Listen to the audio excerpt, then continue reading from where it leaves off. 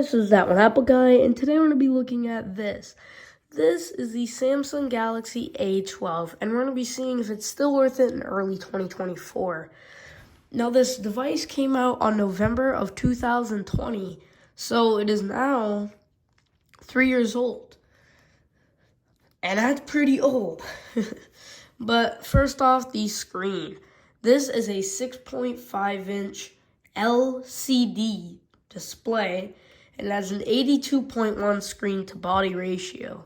So you're going to be getting some thick bezels on the bottom and a teardrop notch on the top.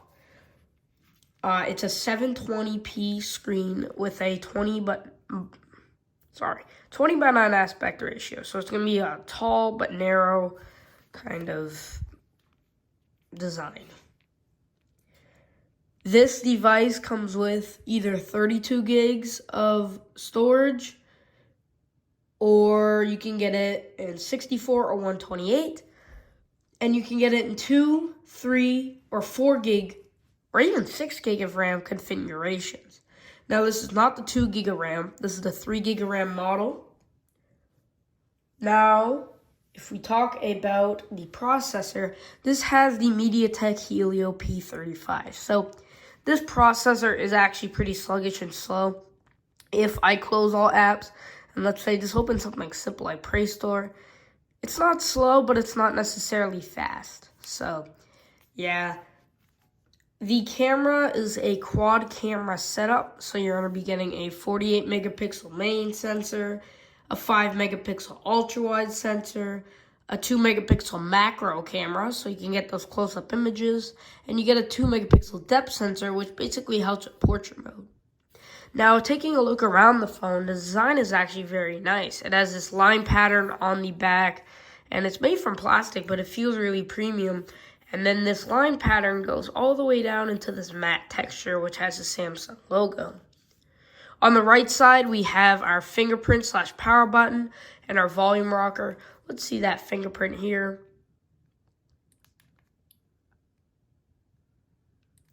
So it's pretty fast and pretty accurate, almost spot on every time.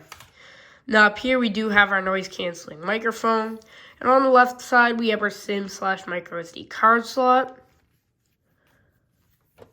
On the bottom we have our headphone jack, our microphone, our USB-C port, and our speaker. So this is our single firing speaker. Now, on the front, you are going to be getting an 8 megapixel camera, and both cameras can record at 1080p at 30 frames per second, even the ultra wide. The battery in this device has a 5,000 milliamp hour battery with 15 watt fast charging, and overall the battery life is really good. It lasts up to 2 days, or maybe even 3 or 4. If you're not a big user, and it charges up pretty slow because obviously it is a big battery and it's only 15 watts. So right now I'm fast charging it with my Anker power bank, not sponsored, but I love Anker, and I love this power bank because it shows you the exact percentage. So yeah, that's basically everything with this. Now let's go ahead and I'm gonna just show you around here this phone. So Android version. This came out with Android 10. Later, it got updated to Android 11, and now we're on Android 12, and we're not getting Android 13. So we didn't get stuck with Android 11 like the Galaxy A10e, but we didn't get Android 13 like the A13. We're stuck on the old Android 12, and I could show you that it's Android 12 because of this new volume bar, but I'm just going to show you anyway. So we're going to head into settings. We're going to head into, did that just show my name? Yep, I'll have to put that out. We're going to head into about phone. Let me just zoom these over here, software info. And there's your Android version. So let's just crank this up to 12.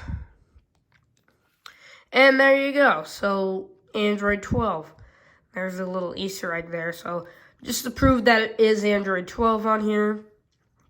So you're going to be getting the old Samsung messaging app logo. You're going to be getting that older control center, not the new Android 14 one. And you're going to get a non-customizable lock screen.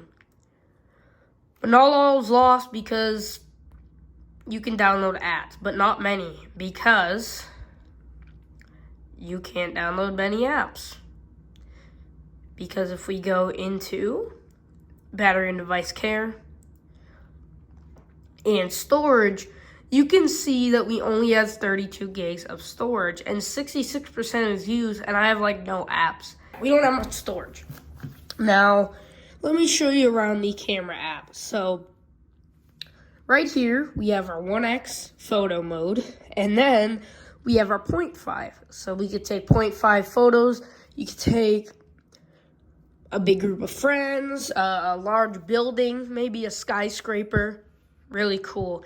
And you also can zoom in pretty far. You can zoom up to 10 times. So you have quite that versatility.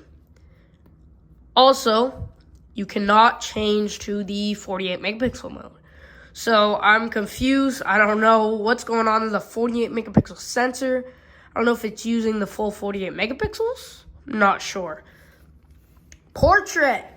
You can adjust your effect. It works on people and it works on items. So that's really cool. Video. So video does max out at full HD 30. If you tap on it, you can also go to HD. You can also take 0.5 videos now in the full HD 30 quality. So really cool, even though it's a 5 megapixel sensor. You also have Pro, Food, Panorama, and your macro, so you can take those close-up images. Now, I'm going to pull up on screen a couple photo samples and a little video sample.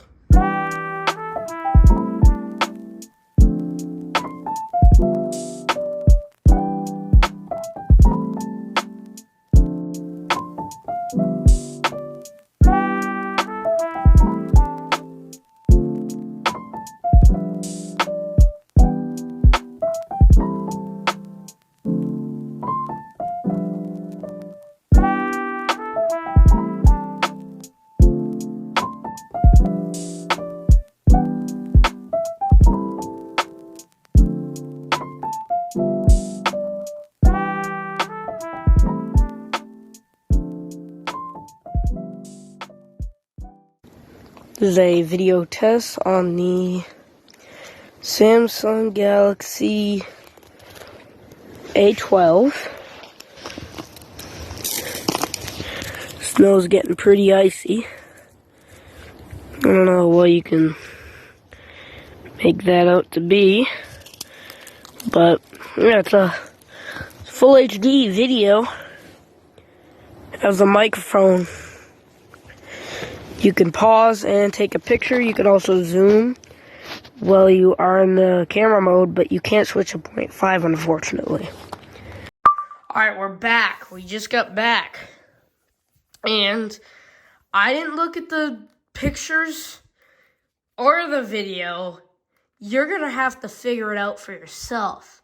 Now, I'm going to look when I'm editing this, but I haven't looked when I took them. So, they could be good.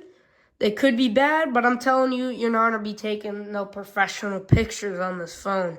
Plus, this phone is very slow and sluggish. So, overall, I don't think this phone is worth it. It's slow, it's sluggish. Unless you get it for like $50, buy the new A15 right to the left there. It is better in every way. And this screen comes in really bad, and it feels cheap. The screen feels like it's from a $20 phone. Thanks for watching. I wouldn't recommend it. Get the A15 to the left.